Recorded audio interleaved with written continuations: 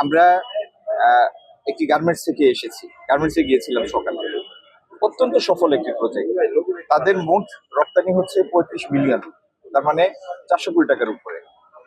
আর যে ফ্যাক্টরিতে গিয়েছিলাম সেটা থেকে বছরে 12 মিলিয়ন এক্সপোর্ট করে। তেলের, ডিজেলের যতটুকু মূল্য বৃদ্ধি হয়েছে আপনি নিজেই হিসাব করে দেখেন। যদি 30 লিটার তেলের জন্য ডিজেলের জন্য 450 টাকা, 200 কিলোমিটার একটা ট্রাক আসার জন্য লাগে 30 লিটার তেল। একটা ট্রাক পরিবহন করে 10,000 কেজি।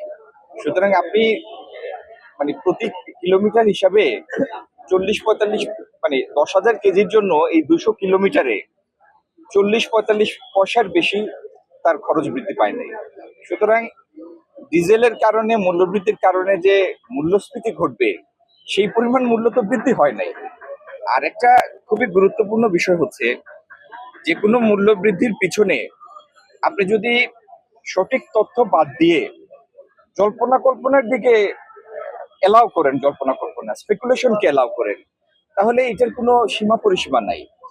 আমাদের মার্কেট এফিসিয়েন্সি আনার স্বার্থে যেন মার্কেটের সুযোগ সুবিধা মানে মার্কেটকে অপব্যবহার কেউ করতে না পারে, বাজারের অপব্যবহার করে মূল্য বৃদ্ধি না ঘটাতে পারে, সেজন্য আপনাদের কাছে অনুরোধ করব যে আপনারাও মেহরবানি করে একটু নিজেরাই যাচাই বাছাই করে প্রকৃত কি হওয়া উচিত সেটা উপস্থাপন করুন। 30 লিটার তেল ঢাকা থেকে চিটাগং আসার জন্য একটা ট্রাকের লাগে। একটা ট্রাকের 30 লিটার তেলের জন্য তার মূল্য বৃদ্ধি ঘটবে 450 টাকা। 450 টাকায় সে 10,000 কেজি পণ্য চিটাগং থেকে ঢাকায় নিয়ে আসবে। তো 10,000 কেজিকে যদি আপনি 450 দিয়ে ভাগ করেন, 45 পয়সার বেশি বৃদ্ধি ঘটে না। এই জিনিসগুলি তো বুঝতে হবে। এই জন্য কেউ যদি বলে যে পণ্যের মূল্য বৃদ্ধি পেয়েছে ডিজেলের মূল্য বৃদ্ধির কারণে, আমার অনুরোধ আপনাদের কাছে এই কথাটার প্রকৃত তথ্য উপস্থাপন করে আপনারা সেটার কাউন্টার দেবেন। আর দ্বিতীয় হচ্ছে, রপ্তানিতে একটা মন্দাভাব গতকাল তৈরি হয় নাই।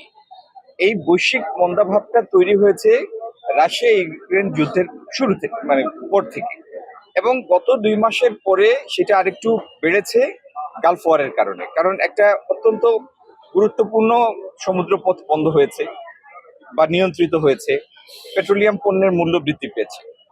আমরা আগামী দিনে বেশি বেশি বিনিয়োগ আকৃষ্ট করবো ইনশাল্লাহ, যেগুলি কম ফুয়েল ইন্টেন্সিভ ইন্ডাস্ট্রি, সেগুলির দিকে, যাতে একটা জায়গায় এসে আমরা থমকে না যাই। আর দ্বিতীয়ত, আমাদের জ্বালানি মন্ত্রণালয়ের যে গ্যাস সরবরাহ ব্যবস্থাপনা, সেখানে বিদ্যুতের পরেই হাইয়েস্ট প্রায়োরিটি, সর্বোচ্চ অগ্রাধিকার দেওয়া হয়েছে ব্যক্তি খাতের শিল্প কলকারখানাগুলি চালু রাখার জন্য। আমার একটা স্মার্ট সিদ্ধান্তে 25% গ্যাসের খরচ কমেছে। ভাবছেন কিভাবে? সাধারণ গ্যাস স্টোভ বদলে আমি এনেছি আরএফএল গ্যাস স্টোভ। এর সাইন্টিফিক নজল ও ব্রাস বার্নার ক্যাপ সমানভাবে তাপ ছড়িয়ে রান্না করে দ্রুত, তাই গ্যাসও বাঁচায় 25%, টাকাও বাঁচে 25%। আরএফএল গ্যাস স্টোভ, নিরাপদ ও গ্যাস সাশ্রয়ী।